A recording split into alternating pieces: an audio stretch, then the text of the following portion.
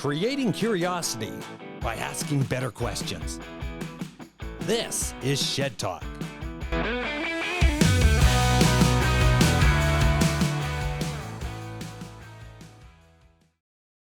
Ann-Marie Lurie, Chief Economist for CREB. Oh, wow. This is going to be a great interview. Ann-Marie Lurie, right? Mm-hmm. Thank you very much for joining me on Shed Talk. Thanks for having me. So, you have been on how many podcasts, would you say?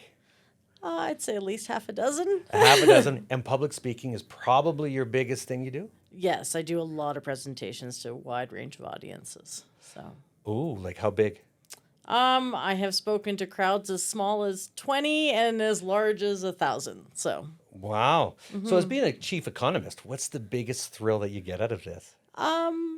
I like speaking to people. So I really do enjoy going out, speaking to different crowds, and then actually always getting their feedback. So, one of the things I love to do is I know the things that I work on, but I like to hear those inside stories from other people. So, people often come up to me after and tell me things that they might see in their industry or a lot of some detailed information that way. That is just a different flavor than what you would get outside of the numbers. So, as much as I love staring at numbers all day, which I do, part of the enjoyment of the job is going and meeting a wide range of people from various different industries, which always gives different perspectives.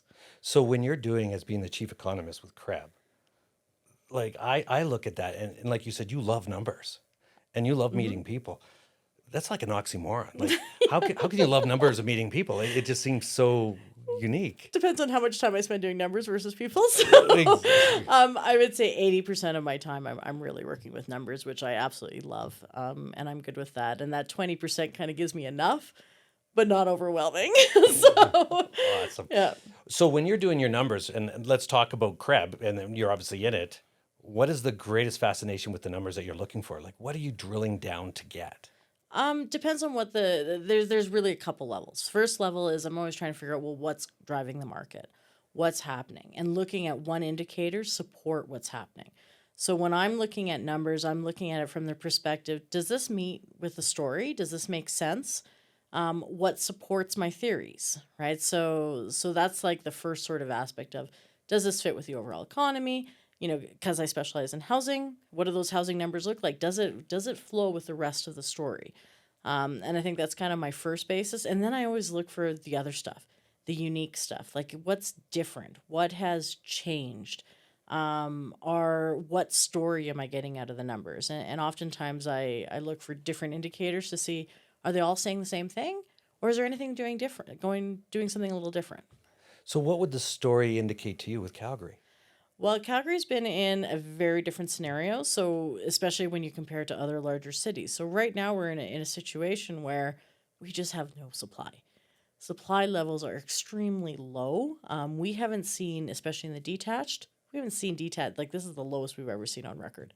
And, the record was really set quite low back in 2006, and that was pre-financial crisis.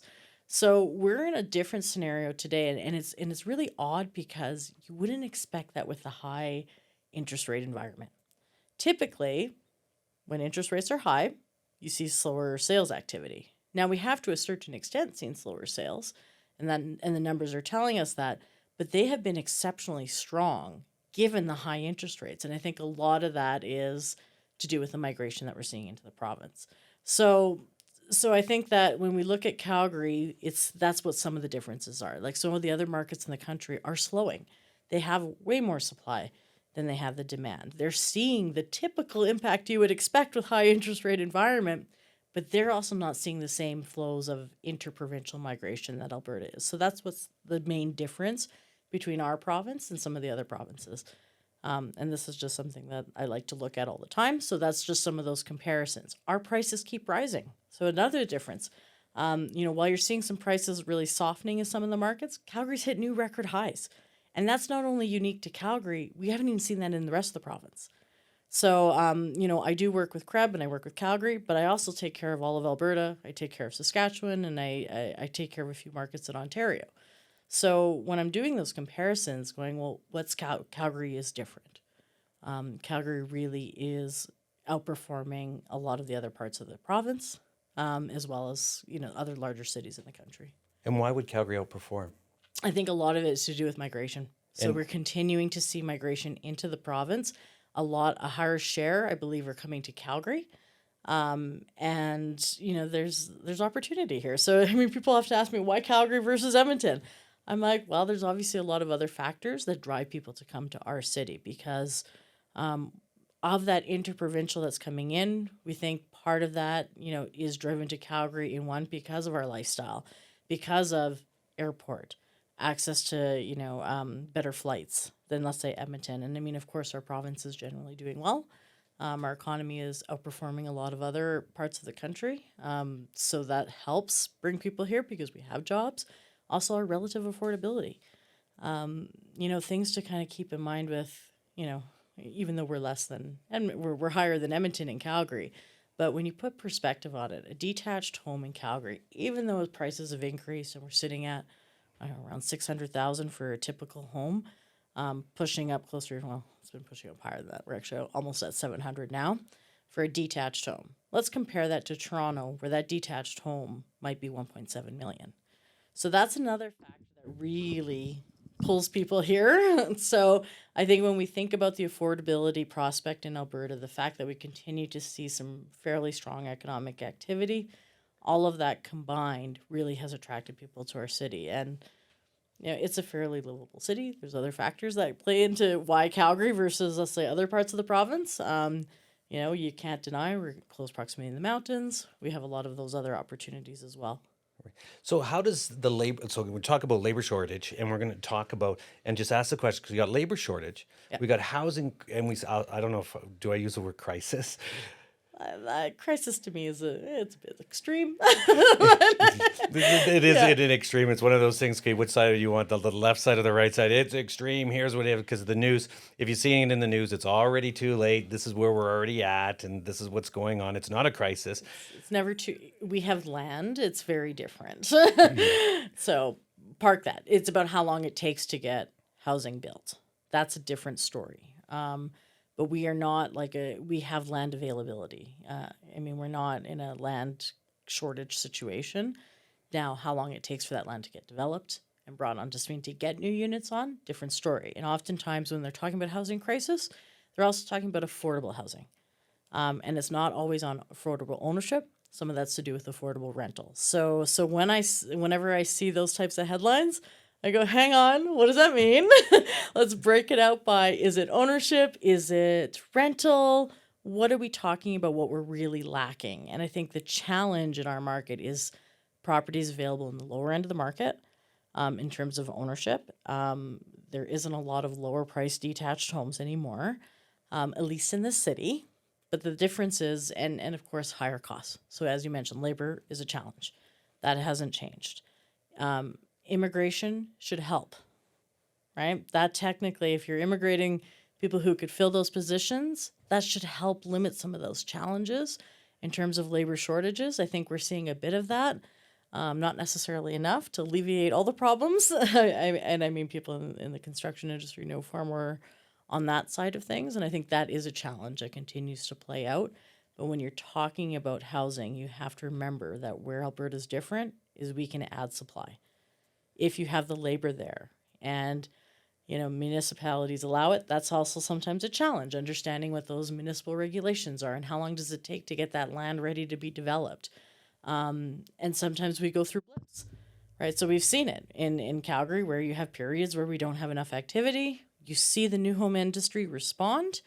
And then it depends on what happens from there, right? So we have had periods where we've had too much supply. We just have to look back to 2015 on to 2019, where we had far more supply than the demand at the time, and our prices were generally slow, falling to flat. So I think that that's always got to be perspective when you think about what happens in our province and in our city. So when you're looking at 2015, when everything was pretty stable, what was the average house price back then to now? Well, back then it was probably, depending on detached home, under 500. So some perspective, it was in the 400 range, the typical detached home. So now we're much higher. Obviously, we're closer to 7. Now, much of those gains, though, came over the past couple of years. So one thing I did do is I looked at, okay, we know 2014 was our previous high. We went through COVID. COVID did a whole lot of different things to the market. So ignore that for a second. It took a lot of supply up. And I mean, this is at a time when our economy wasn't doing as well. So we went into COVID with way too much supply. So we didn't see price gains happen till a little later, whereas markets like Toronto and Vancouver, they already had no supply prior to COVID. So they had a much stronger ramp up in prices than we did. Now, after COVID, our economy started getting better, right? We started to see some job growth. We didn't see the same sort of challenges that we had back in 2015. Oil prices were much higher. Fundamentally, whatever diversification that we've had happen, the energy sector still is really important to this province. That's not going to change anytime soon. And that was some of the differences. So home prices basically stayed flat through that entire period. COVID hit, they started to increase. So we saw 2019, and they started to improve a bit. They didn't recover from their 2014 highs until 2020. Apartment condos just recovered this year. So you have to put some perspective with the recent growth. And that's why, again, I caution over the housing crisis, because it's like, we didn't have price growth for a very long time. So now we've seen gains 20% over the past 2 years, pretty significant gains, and people feel it. But we have to put some perspective over that longer time frame. It doesn't really look that bad. We've had a 20% gain since 2014. Toronto's at over 100%, right? Just for perspective. So 100% gain out of Toronto Since 2014. in 2014. So their prices have doubled since 2014. So we're talking when at 400,000. Okay, back in 2014. That wasn't their price. That was ours. Yeah. So back then they would be like 800,000. I'd have to check exactly. I'm just what going the on numbers talking, were. and that would Yeah. be double 1.6 million. Yeah. Is where that becomes, and there's that big jump. Yeah. And Vancouver, the same. Very similar, not quite as high. Toronto did see stronger gains as a city versus what we saw in Vancouver, but they still had, I think it was still 78% over that from 2014 to today. And why I say from 2014, because again, it gives you perspective that they didn't have that same economic challenge that we did over that time frame. And longer term theory says that housing should appreciate at at least at the rate of inflation, right? That's theory on housing. You should see appreciation every year in home values, at least at that rate of inflation. So when you take it over that longer time frame, we know there's periods you grow higher, faster than inflation, periods that you might have some downward adjustments, obviously related to economic conditions. But when you look at it over that longer time frame, I'm thinking, our growth isn't really that abnormal. Interesting. So now that the government's actually stepping in right now to try to get new housing, to put in there, okay, let's get into low housing. How do you feel that's going to affect everything? I think it depends on what the target is. So again, one of the challenges we're seeing right now is a lack of rental. And that's it's been driving a lot of rental values up, and it's why rental rates are much higher. Now, adding supply depends on the supply. If you're focusing that supply on affordable rental, define what affordable rental is, different issue, then that can help at least add that supply to the market. I'm more about removing barriers to add on to supply. But, if you're saying affordable ownership, well, that varies depending on location. And, again, what do you define as the affordable? So I'm always have a struggle bit with what is defined as affordable. Affordable rental versus affordable ownership, different things. Very difficult to come in, especially on detached. And again, this comes down to people's perceptions. What is affordable in, a detached market? We have a lot of product in the apartment condo sector that's in a lower price range. But people don't necessarily want that, right? So they say there's no affordable. And it's like, and they've been saying this for years. And I'm like, well, we did have a lot of product before that was in some pretty low price ranges, but it's not a detached home. So sometimes it's just understanding what exactly are they planning on building? Is it apartment style product, row, townhouse, what price range, who's building it? Because the costs have generally risen, right? So that's part of the factor. So I think when I look at it, it's more about how many units are going to be coming on. And frankly, when the federal government, most of their discussion isn't necessarily related towards Alberta. A lot of that is focusing on markets like Toronto, like Vancouver. Yeah, and they're really going to hit those markets, and we're Yeah. kind of like the lone sheep way back in the thing. But another question, I want to get into more of this, and I don't know if you know a little bit more about this part, Airbnb Yeah. with rentals, Yeah. because you must put that into your cycle or your mix or your numbers as well, or no? We don't like because they're short-term rentals. They are different, and there has been a lot of discussion on short-term rentals, as of late. And I do look at it. It's not that I don't. I think my challenge is with this one, is there's this idea that putting limitations on short-term rentals should increase supply. Depends on how much short-term rental you have.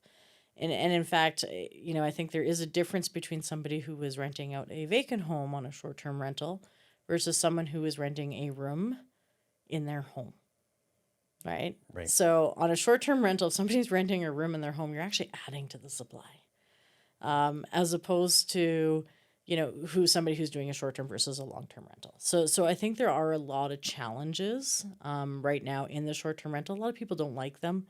They don't want them in their neighborhood. They don't want the people coming through. So there's some public pushback on short-term rentals. Of course, the hotel industry is not a big fan of short-term rentals, right? Because, that's competition to a certain extent, right? And same with the government of BC, it definitely does not want short-term rentals, and that's why I wanted to get more into that question. Yeah. Is that there's areas in BC, obviously with like Kelowna, Penticton, and you look at those guys that they're really trying to get away from short-term rentals and saying, well, if we can make short-term rentals, get rid of this because you have an asset, and make it into a long-term rental. Okay, now we stop the not the labor shortage, the housing crisis. And it forces owners that if you had 2 or 3 houses, that it's dropped the value. So now someone can basically purchase that a house at affordable price, give or take. So that's Right. kind of the idea concept that they're thinking on that. Yeah, and I think I might look at it a little differently. And I understand what they're saying, but fundamentally, it depends on how much of the whole market is actually short-term rental. And I think oftentimes when we think about the overall housing stock and all of if it's only 1% of the market, is it really going to be enough that's going to significantly sway activity? And I think sometimes that's what needs to be really assessed just like foreign ownership. I'm always curious, well, what's the foreign ownership? They've only started really tracking that number. So I think to be impactful, the first thing I'd have to say is, is short-term rental product, is it 1%? Is it 5%? Is it 20% of your market? Because that answer really does differentiate what you might want to do on a policy basis. If it's 1% and you think by making all these changes, you're not necessarily going to have the impact on supply. Now, you might make people who don't like short-term renters happy around you. So maybe that is your win as a politician. But I'm more about, how for it to have an impact, it has to be a lot of the market. And I think markets like Toronto have seen short-term rentals rise. I'd also argue some of that is because it's a lot easier for evictions. One of the challenges in some of the markets like Toronto is they do struggle with evictions for longer term tenants. So are they doing it because of other challenges in the market versus so I think sometimes that has to come into play as well. It's just understanding why are there a rise in short term versus long term rentals. And I know in BC, when we talk BC about rentals, to get somebody out of a rental property in Kelowna, I'll use that as an example, it's just about impossible. Like you've got to give them 60, 90 days. It's got to be this, and it's meant for the actual renter versus the owner. So it's a very scary concept when you're looking at that part of it. That's right. And so short term renters could be actually longer term renters. But they're in there in the fact that then they have less concerns about if there's a problem that arises and they need to get rid of their tenant. And again, we don't know these sort of details, but again, how much of the market is it? Nobody's really had a clear number for me. I mean, I've seen numbers showing maybe it's 1%. I'm like, well, then not changing a lot. So when you're doing these numbers and they're presenting numbers to you, so that's 1%, 2%, how do you verify those numbers? Do you actually have a second source to say, hey, wait a second, I don't know if you're right? Well, and that's the challenge. So for things like short-term rentals, we can't verify. Like we can't. We have to take whoever has done this measurement, and they might say it's a certain percentage, and we might look at total household numbers to see if it's close. But we don't track that. Anything on the resale side, we directly track that information, so I can verify that.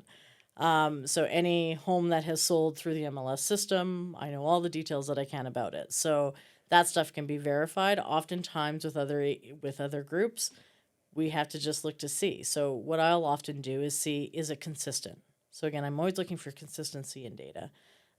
Even rental data. Rental data is another one that there's a wide range of rental data available out there and all different sources. So I often don't necessarily focus specifically on the number. I look at the trend, especially on rents. Are they trending up? Are they all saying that they're trending up? To what degree? Just because there's so much inconsistency because everyone has a different measure. And again, short-term renters, same thing. Like who's tracking it? Is everybody going through and looking at percentage? And I've seen, and some of them will talk about their methodology. And you have to make some assumptions if it's a reasonable methodology. Did they get enough of the products, and how are they measuring it? And sometimes that's how you verify. You can't, unless somebody's out there actually tracking this on a regular basis. It's really difficult to say exactly what that is. So who would be tracking on a regular basis? Well, for short-term renters, Or not necessarily the renters, but So- anything in general, like the builders. Like that's coming from, where does the builder's information come from? they don't always share a lot of their information either. So Right. so CMHC does track starts data that they get from builders. So they That'd be do your permit. Yeah, well, there's permits, yeah. So you get permit datas, and then they actually track once as that shovel goes in the ground. All right, so same HC data, and they've been doing it for years in a consistent methodology, just like they have a rental, even though it's only once a year. They do it in a consistent methodology, so they're ones that we tend to look at. Stats Canada has done some work with regards to tracking things like investor ownership, and they work with various agencies. So I think it depends on the source of the data. Usually they tell you their methodology. Like for the new home builders, they don't necessarily share directly, but you get that information through CMHC. And how accurate is that information? And I'm not saying builders' names or anything because it really doesn't matter. It's just like, okay, so I'm a business owner, I'm a builder, and I'm looking, okay, I do 800 houses because I need my loans and mortgages or whatever that is. And then, Right. but that's actually, I'm only doing 30 houses. So it's that big exchange of discrepancy could be huge. It can be for some things, and I think it depends on the measurement. So I'm pretty confident in the starts data. So when they say this is how many starts are, I'm pretty confident that that's how many starts there are in the area that they measure. Back in my history, I worked at CMHC a long time ago, so they actually send people out.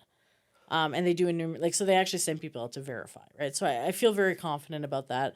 Whenever it's survey data, then I'm a little bit more questionable. So one thing I have heard with, some of the rental data is that it is survey. So we're relying on the information that's been provided to them. And sometimes it's a little questionable when I hear what property managers are actually telling them versus what. So there can be some of that. So again, I say, okay, strip out some of those variability. And again, what is your purpose of this data? If it is things like rental and it's coming from CMHC, I don't tend to necessarily focus on that rental specific number. I'm looking at the trend because the nice thing is, even if there's flaws in the survey methodology, they have been tracking this for many, many, many years.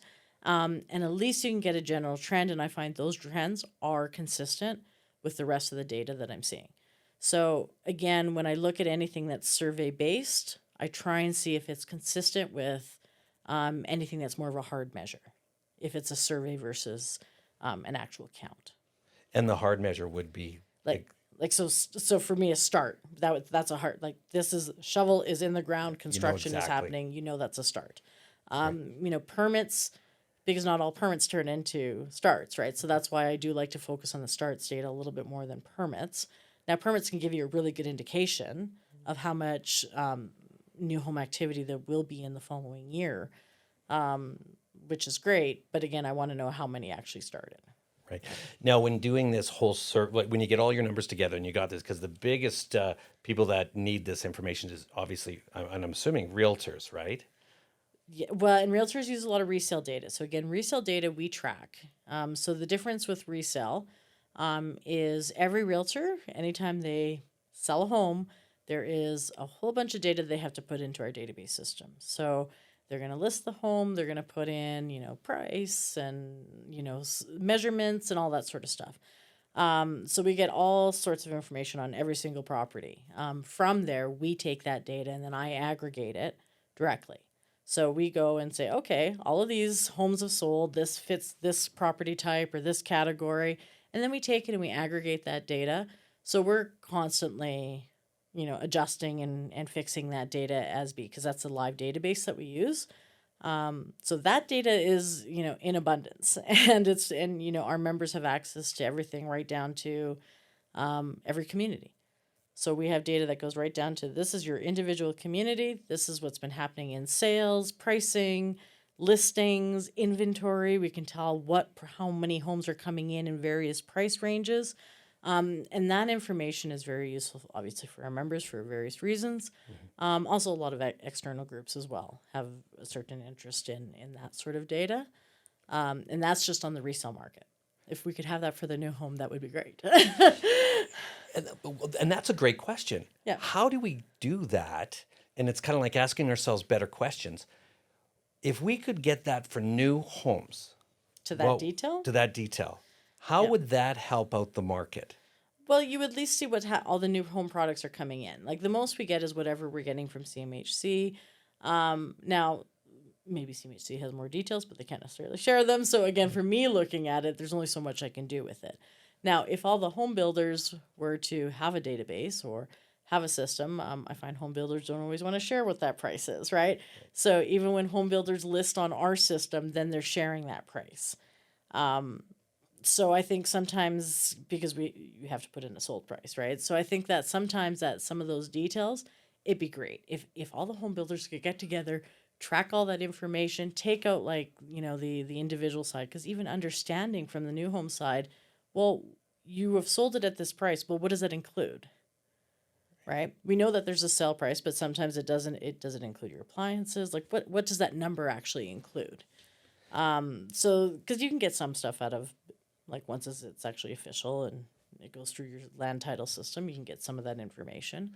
And I'm surprised that they don't share that data because you look at something that is this powerful that if you can monitor it, you can change it. Yet our builders are pretty sophisticated, mind you. And to be able to take that and say, well, we want to grow as a company, as an individual, as society, as humanity, where we're at, we need to put this out there so that we can have better measurements and better everything that we're doing. It kind of...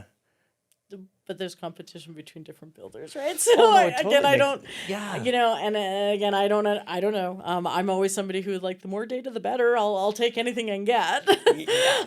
So yeah, if there was a system where they were tracking it all and sharing it, and again, I think the issue is in sharing.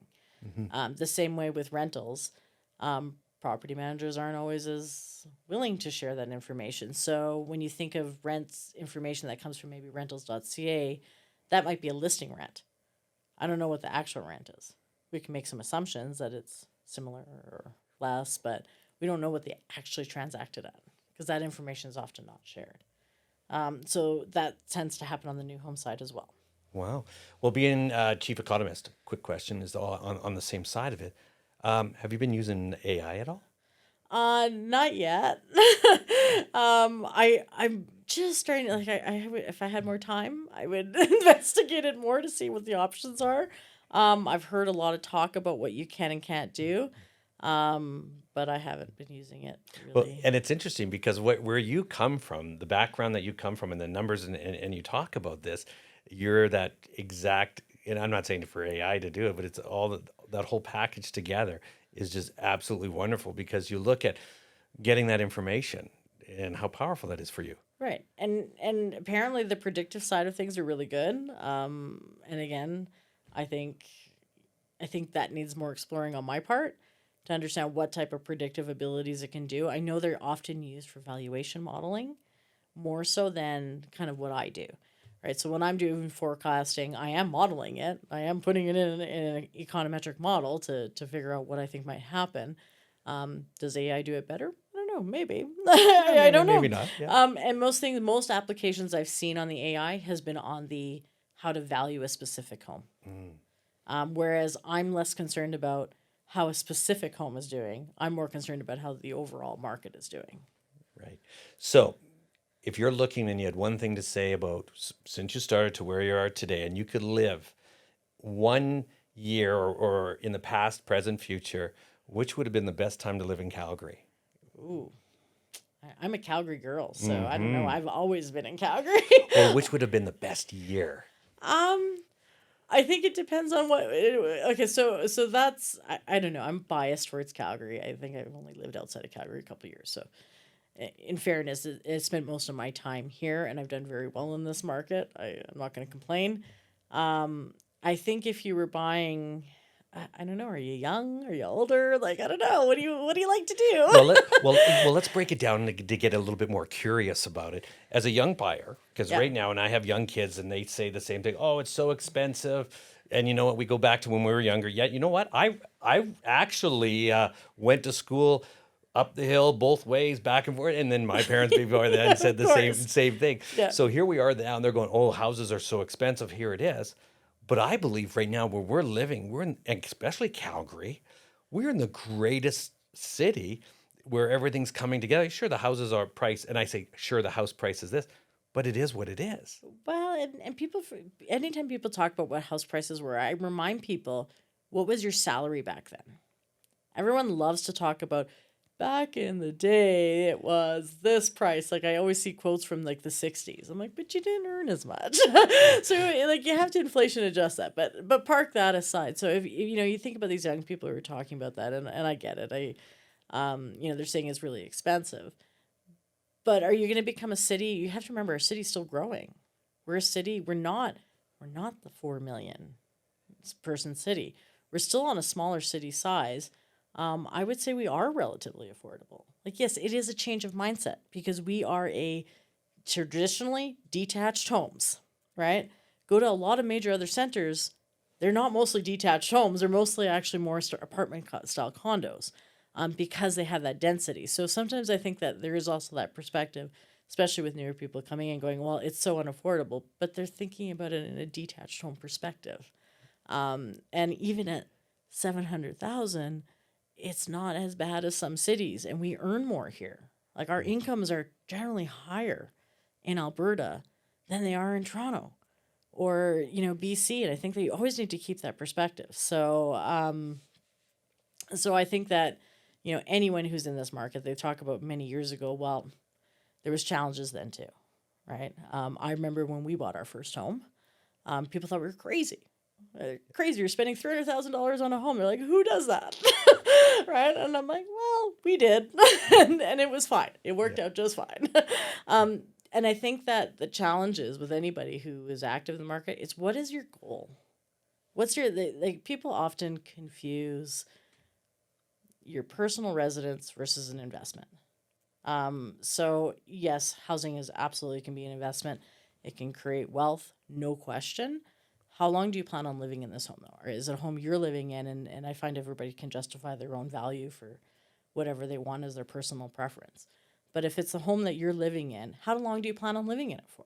This is what really should be shaping some of these decisions. Are you have a 5-year window? Do you have a 10-year window? You planning on buying something and then renting it? Because they're different things.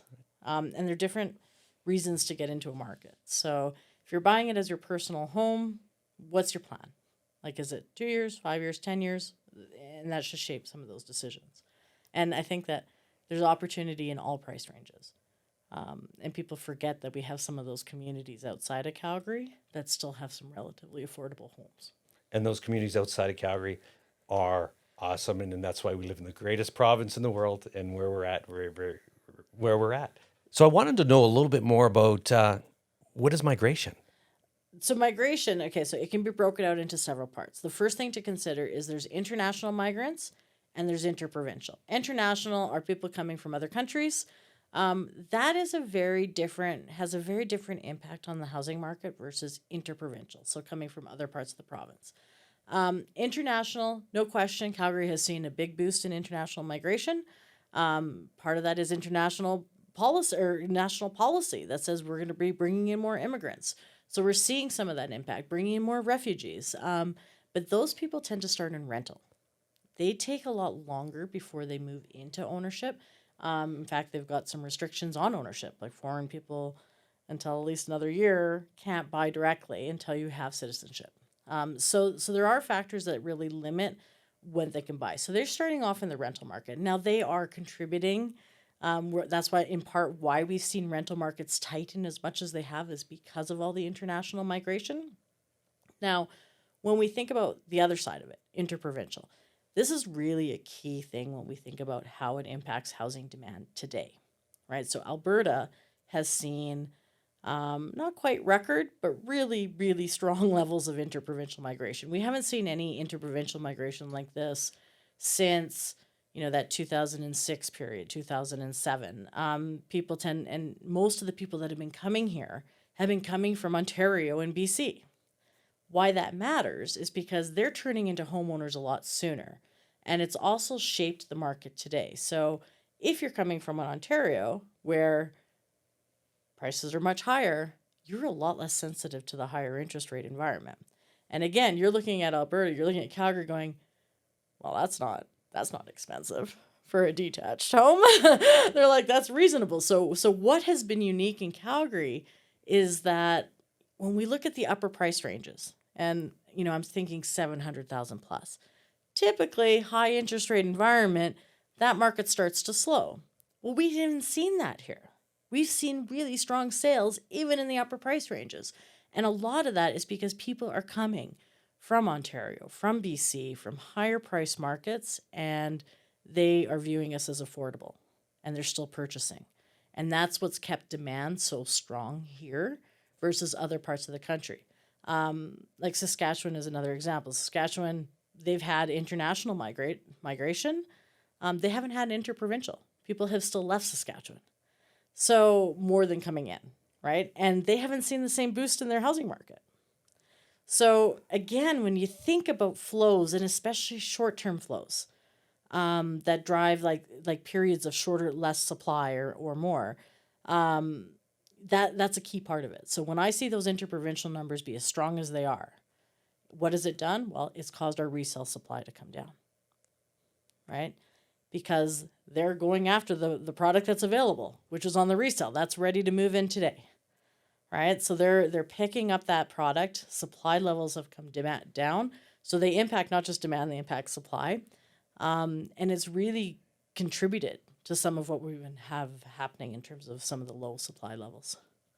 Awesome. Well, you know what? The things we know that we don't know. Thank you very much, Ann-Marie. I really appreciate it. You're welcome. And welcome to Shed Talk. Thanks. Now you know. Shed Talk.